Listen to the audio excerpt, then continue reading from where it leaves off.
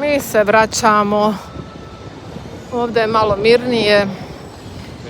Evo tu vidite. Oni ovdje slave kinesku novu godinu koja je sada.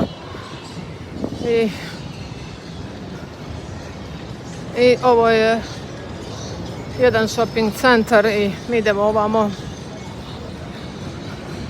Kao što možete primijetiti,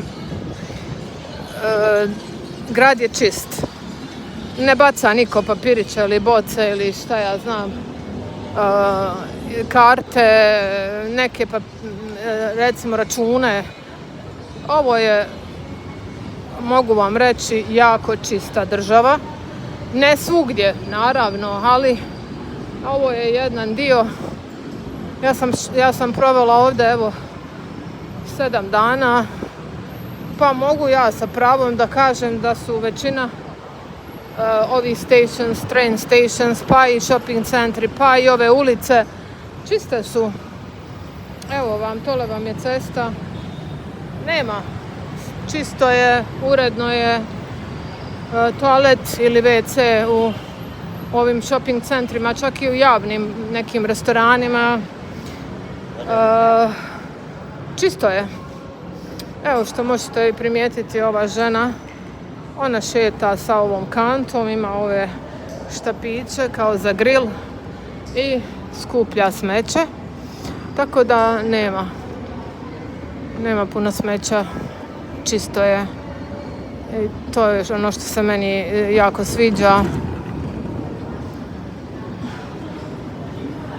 Sve je lijepo organizovano.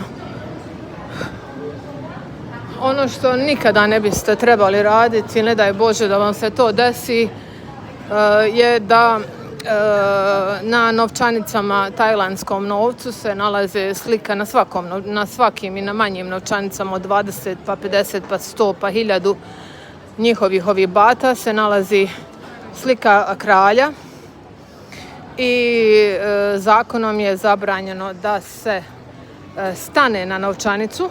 Ako vam ispane novčanica, ne smijete na nju da stanete i ne možete, ne znam, onako javno kao što neki tiktokeri ili ljudi na socijalnim medijima gužvaju novac, paraju novac, pale novac, staju na novac.